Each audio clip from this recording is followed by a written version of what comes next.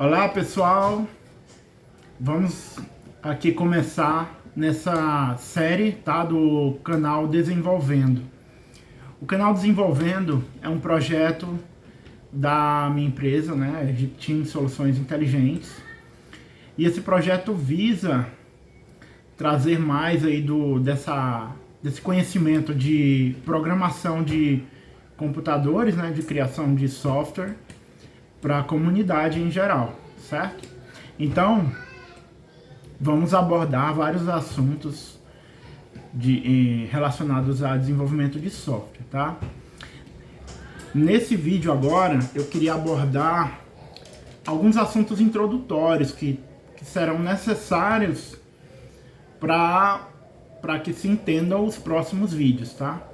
Algumas pessoas que estão acompanhando o canal já têm esse conhecimento, tá certo?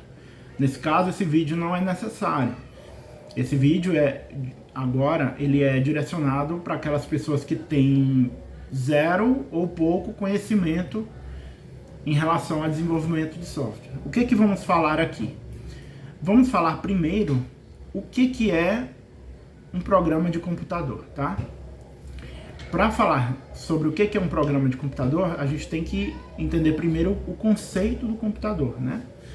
O computador é uma ferramenta, né, um dispositivo capaz de executar instruções, tá? Vamos definir dessa forma.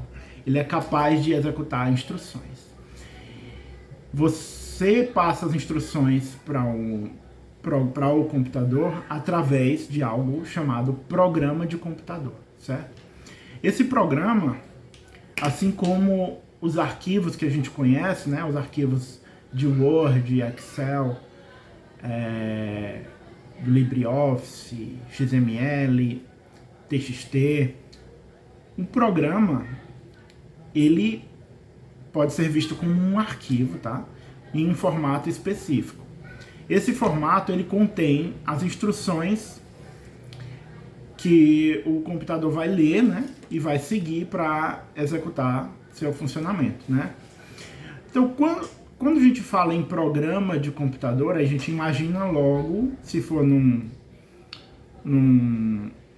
desktop, né, ou um notebook, um computador pessoal, a gente imagina um programa com uma janela, né, com alguns botões, onde você pode clicar, selecionar, editar algum texto, né, fechar o programa para sair, né? Então a gente imagina isso, tá?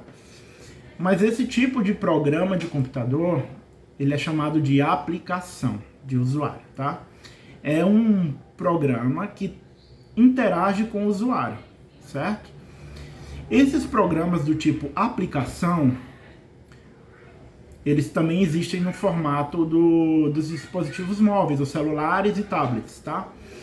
E hoje eles são chamados de aplicativos, onde você também tem, né, na sua tela do celular, você abre e toca os botões, edita os textos, né? Da mesma forma, você consegue interagir com o aplicativo ou a aplicação, né? Que também é um programa de computador. Durante esse curso, vamos falar de vários tipos de programas de computador, mas nesse momento vamos nos ater aos aplicativos, às aplicações, tá? Que são esses programas de computador que têm interação com o usuário, tá certo? Exemplos: você vai numa biblioteca da sua escola, da sua universidade. Lá, em geral, tem um computador, né? Onde você senta lá, pesquisa o que você quer, ele vai dizer, o livro que você quer está na estante tal e ele está disponível. Aí você vai, levanta, pega o livro, vai lá na recepção, né? E pega o livro para usar para ler, né? Leva para casa e lê. Naquele momento, a moça que te atendeu na recepção, ela vai dar entrada lá através da aplicação, ela vai dar entrada que você pegou o livro no dia tal e você tem que devolver dia tal, né? Aí, se você passar do dia da devolução, você tem que pagar uma multa. E o sistema também calcula essa multa e quando você vai entregar o livro, ele verifica se você passou do dia ou não. Isso é um tipo de aplicativo que durante muito tempo foi um caso de uso para quando as pessoas estavam aprendendo a programação, aprendendo a programar, implementar, tá? Hoje em dia, as bibliotecas físicas até estão um pouco menos frequentadas, então nesse caso, vamos abordar outro tipo de aplicativo nas nossas aulas, certo? Que tá bem na moda agora, tá? O nosso intuito é desenvolver um aplicativo bancário, como se fosse um banco, certo? E ele vai ter todas as funções de banco, como, por exemplo, saque, né, depósito, transferência, extrato, empréstimo, Pix, né? Vamos simular um Pix, dentre outras funcionalidades que estão todas incluídas em um tipo de sistema que a gente chama de Core Banking ou Core bancário, tá? Então vamos nos preparar para desenvolver um protótipo de um Core bancário, tá certo? Agora, como que a gente faz isso, sendo que os nossos alunos alguns ainda estão no conhecimento zero ou perto de zero de programação. Não tem nenhum problema com isso. Todo mundo começou do ponto de partida. Então, a ideia é que a gente possa nivelar, né? E pegar essas pessoas que estão no zero ou perto de zero e fazer com que elas aprendam, certo? Ok, então, por isso vamos fazer esse vídeo aqui. Primeiro vídeo. Já falamos aqui o que é um programa de computador, né? Bem superficialmente. Depois a gente pode entrar em mais detalhes conforme vocês forem entendendo mais o techniquez da coisa, certo? E aí, falamos o que é um aplicativo, né? Agora vamos abordar algumas ferramentas que a gente vai utilizar nas nossas aulas, certo? Porque sem isso, não vamos conseguir transmitir conteúdo para vocês, tá? O que eu vou precisar para desenvolver um programa de computador, uma aplicação ou aplicativo? Vamos começar fazendo aplicações para desktop ou notebook, tá? Para computadores pessoais. Mais para frente a gente entra no mérito de aplicativos de celular e tablet, ou TV também. Ok, o que eu vou precisar? A primeira coisa que eu vou precisar, óbvio, vou precisar de um computador, tá? Um computador pessoal, tá certo? Você pode pegar esse que você usa em casa, ou no trabalho, ou na escola, certo? Que você tenha permissão para usar e aí também instalar os programas que vão ser necessários nos nossos cursos, tá? Bom, os programas de computador, eles são um documento, como eu falei. Então, eles estão lá dentro do computador como um arquivo que ele obedece a uma determinada linguagem, certo? A gente vai trabalhar com uma tecnologia inicialmente chamada Java, tá? Java é uma linguagem de programação. Quando você quer escrever um programa que seja em Java, ele poderia ser em outra linguagem, mas vamos fazer em Java. Você escreve o programa em Java, né, que é uma linguagem formal, uma linguagem bem definida, onde você passa as instruções para o computador, né, e aquilo tudo é bem legível para o programador, tá? Aí, depois que você faz isso, escreve o seu programa, você vai fazer uma etapa de preparação para que o computador consiga executar essas instruções, certo? Em Java, o mais comum é que a gente faça um processo chamado de compilação. O que é a compilação? A compilação ela vai receber como entrada esse programa feito na linguagem formal, no caso Java, tá? E ele vai traduzir esse arquivo do programa para uma outra linguagem, que é uma linguagem de máquina, tá? No caso do Java, quem executa o programa em Java não é exatamente o nosso computador. O nosso computador executa um programa chamado Máquina Virtual Java, ou Java Virtual Machine. Essa Java Virtual Machine é como se fosse uma simulação de um computador dentro do seu computador, tá? Então, essa Java Virtual Machine, ela vai receber um programa na linguagem de bytecode do Java, tá? E o compilador, ele transforma um programa escrito em Java em um arquivo executável Java, ou em vários arquivos executáveis Java, na linguagem bytecode do Java, na linguagem da JVM, que é a Java Virtual Machine, ok? Pronto. Então, para que eu possa gerar esse programa que vai ser executado pela Java Virtual Machine, primeiramente eu tenho que escrever o programa em Java, tá? Que é a linguagem que a gente vai iniciar os estudos. Para escrever esse programa, eu vou precisar de um editor de código, tá? Principalmente para Java, existem vários editores disponíveis, tá? Uns bem completos e flexíveis, como por exemplo o Eclipse, o NetBeans e o IntelliJ. São 3 ótimos editores para Java, certo? Só que eles são um pouco pesados. E dependendo do caso, a instalação deles também é um pouco complexa. Dessa forma, por enquanto não vamos usar nenhum dos 3. A gente vai usar um editor de texto simples. E vamos padronizar o editor de texto no nosso curso. Vamos utilizar o Atom, tá? O Atom é um editor de texto simples, que ele também permite a instalação de plugins para melhorar o seu funcionamento, tá? Assim como o Eclipse, tá? Só que ele por si só já funciona muito bem, tá? Então vamos usar o Atom, tá bom? Vou passar aí na descrição do vídeo, no caso do YouTube. Se esse vídeo for para rede social também vai estar em algum lugar, aí na descrição, no texto, junto com o vídeo, em algum lugar. Esses links vão estar, tá? Então, usando o Atom, nós vamos escrever programas em Java.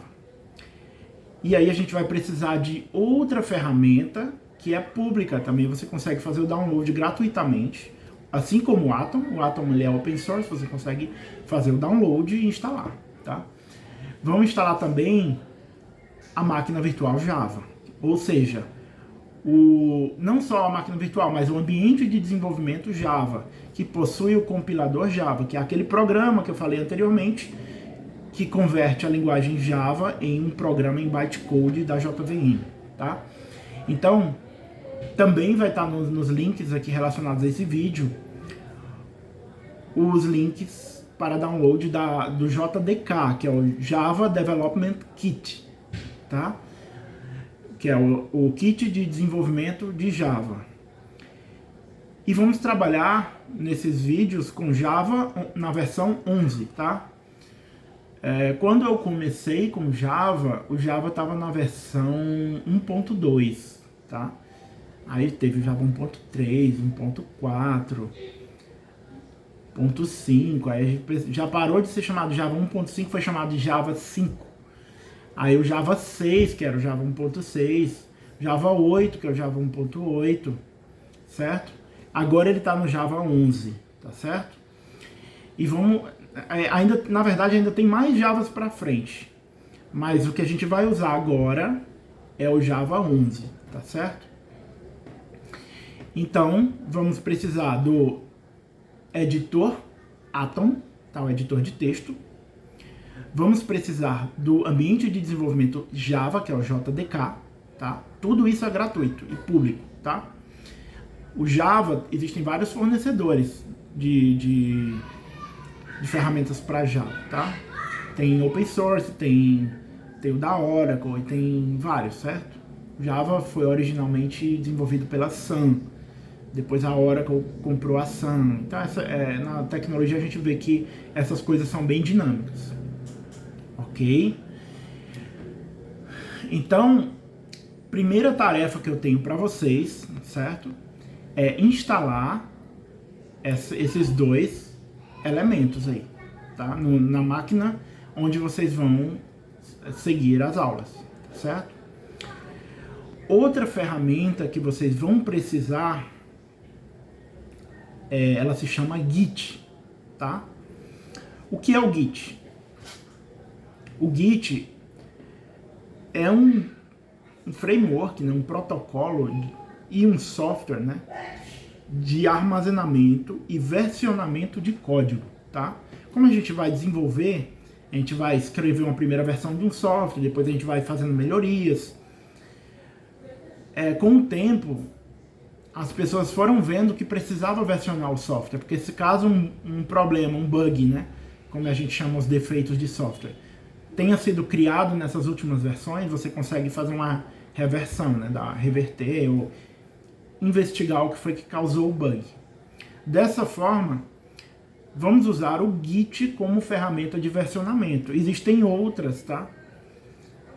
Existe o Mercurial, né? Mas vamos usar o Git, que é a ferramenta que é amplamente utilizada hoje no mercado, tá certo? O Git ele é muito simples, tá bom? Também vou colocar os links para instalar aqui. Só que o Git ele é meio que um protocolo, ele não é exatamente... Ele tem vários fornecedores de Git, né? Então, onde que a gente... Qual que a gente vai escolher? Hoje, principalmente nesse meio didático e no meio open source, os profissionais costumam usar um Git chamado GitHub, tá? Ele é um Git, tá? Que fica na nuvem. Na nuvem significa que fica em algum servidor lá naqueles servidores em nuvem, onde eu coloco o meu código lá e lá ele fica, tá? Eu crio uma conta de usuário e aí eu posso criar meus projetos lá, meus times, e aí eu posso pegar meu código e colocar dentro do projeto, né, versionar o código, fazer alguma alteração, mandar aquela alteração, reverter a alteração, né? Eu posso aceitar alterações de outros usuários. Em uma aula específica de Git, vamos falar de todas as ferramentas que todas as características que o Git nos traz, tá? Mas no momento eu quero que vocês entendam o Git como um repositório de código, tá? Primeiro, todas as aulas, antes de eu fazer a aula, eu vou criar um repositório, né, com o código daquela aula dividido em várias etapas, que eu vou chamar, que a gente chama de branch, tá? Então, por exemplo, para desenvolver o core bancário, primeiro eu vou desenvolver a interface de usuário, depois eu vou desenvolver o armazenamento de dados, depois eu vou desenvolver o módulo tal, depois o módulo fulano, módulo cicrano. Pronto, então eu vou desenvolvendo em módulos. Cada módulo que eu for adicionando ao nosso programa, eu vou criando uma nova branch. Porque aí, quando vocês estiverem estudando, vocês podem baixar o código via o comando lá do Git ou via alguma interface que existe no mercado do Git aí para você baixar o código sem ter que executar um comando, tá certo? Isso aí tem bastante. Aí você muda a branch para branch inicial, onde eu adiciono o primeiro módulo. Aí você analisa o código, estuda, tenta fazer igual para ver se entendeu? E aí, fez certinho, aí você volta lá no meu repositório, aí vai para o segundo branch, que é o segundo módulo. E aí você vai, estuda, tenta replicar, fazer igual, tira dúvida, me manda mensagem, eu respondo, a gente entra no Discord, conversa, todo mundo entende tudo. aí vai para o próximo módulo, e por aí vai, né? Até que vocês consigam replicar aquele caso de estudo que a gente deu na aula, tá? Vocês fazendo isso, em algumas aulas, vocês vão replicar o estudo de caso que a gente deu.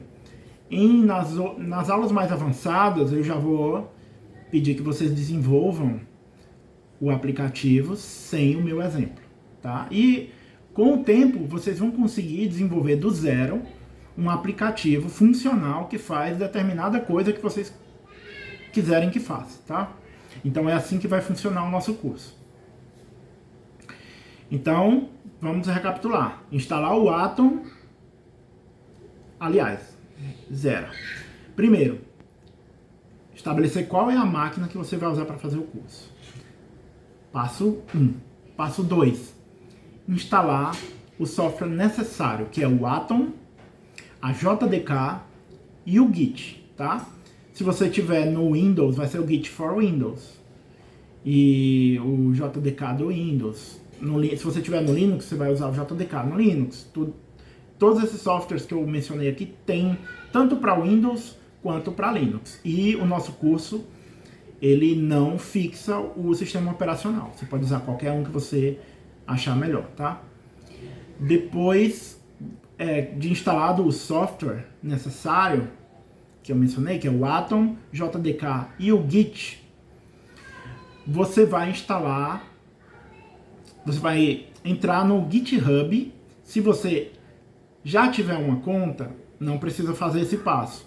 Se você não tiver uma conta ou não souber nem o que é o GitHub, você vai entrar no GitHub, o link vai estar aqui também, e vai criar uma conta, tá? A primeira coisa que você vai fazer no GitHub, criar uma conta, tá certo? Peço a vocês que ao criar a conta, já todo mundo que tiver cadastrado já no curso, me envie o usuário do GitHub de vocês, tá? Para que eu possa fazer um controle aqui e a gente trabalhar em conjunto bem legal, certo? Inclusive depois a gente trabalhar num projeto em conjunto, onde cada um desenvolve um módulo. A gente dá permissão para vários usuários, um usuário faz uma parte, outro usuário faz outra. Então o negócio vai ser bem dinâmico e legal, tá? Beleza. Criou o usuário no GitHub e me mandou. Pronto. Você está com o seu ambiente totalmente configurado para iniciar as aulas, certo? É isso, pessoal. Em breve eu vou mandar um outro vídeo com a primeira aula básica, tá? As aulas avançadas eu pretendo começar em maio, tá? Porque eu tava pensando em fazer a primeira aula só em maio, mas fica um pouco complicado porque tem gente que não tem nenhum conhecimento técnico de programação e quer aprender a programar. E o meu objetivo é fazer com que essas pessoas aprendam, tá? Então, dessa forma, vamos fazer algumas coisas introdutórias, tá? Ainda nesse mês de abril, tá certo? E no começo de maio. De forma que vocês já tenham alguma noção para entrar na aula avançada, tá certo? Sendo assim, eu vejo vocês na próxima aula, né, no próximo vídeo. E espero que todos consigam preparar o seu ambiente. Qualquer dúvida, por favor, entre em contato comigo, tá? Que eu terei a maior disposição em ajudar, em explicar como é que você pode montar o seu ambiente. E aí, vamos continuar, tá? Vejo vocês. Até lá!